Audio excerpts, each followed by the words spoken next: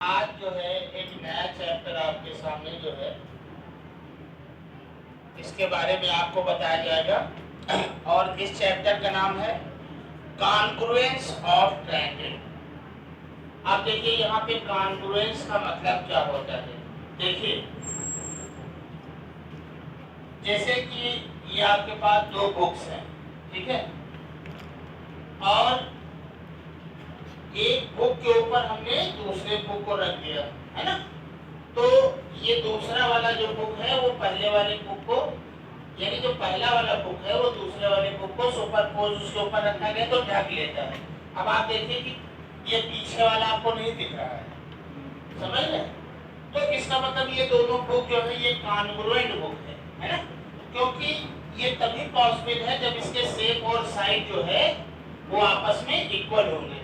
अब कोई अगर हम बड़ी कॉपी ले लें, यहाँ पे ऐसे ले लीजिए, ये नोटबुक ले लिए, अब इसको अगर हम इसके ऊपर रख रहे हैं तो पीछे का जो है आपको जो कॉपी है वो दिख रही है ना, तो ये तभी दिख रही है क्योंकि इसका शेप और साइज सेम नहीं है, ठीक है। और अगर इसका शेप और साइज आपका जो है सेम होता तो आप देखते कि ये दोनों एक दूसरे को क्या कर लेते, ढक लेते। आप इधर से देखेंगे तो पीछे वाला नहीं दिखेगा, इधर से देखेंगे तो इसके पीछे वाला नहीं दिख रहा है। ये तभी पॉसिबल है जब इसका शेप और साइज जो है वो क्या है, सेम है, तभी ये पॉसिबल है। तो इसी तरीके से देखिए क्या होता है कि जैसे यहाँ पर कॉन्ग्रुएंट सेगमेंट है। अब कॉन्ग्रुएंट सेगमेंट का मतलब होता है कि two segments are congruent if they are of the same length and conversely that is two line segment AB and CD are congruent if and only if AB equal to CD। अब देखिए अगर ये दो line segment congruent है तो इसका मतलब ये हो गया कि इन दोनों की लेंथ आपस में क्या होगी, इक्वल होगी।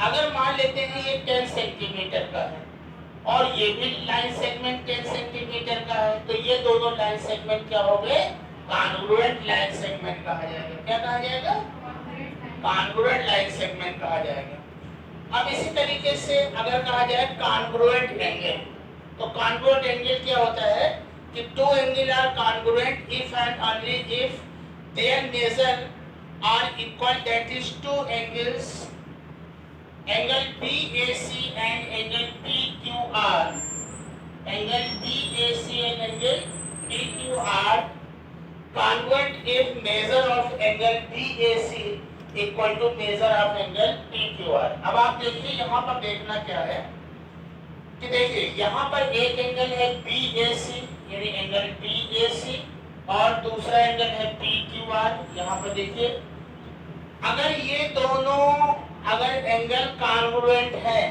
तो इनका मेजरमेंट क्या होगा, सेम होना चाहिए।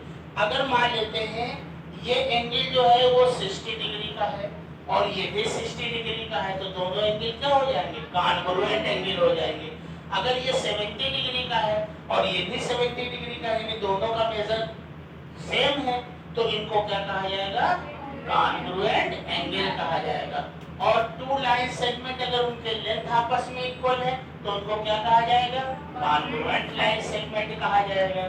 ठीक है, सभी लोगों को अच्छे से समझ में आया बेटा? ओके।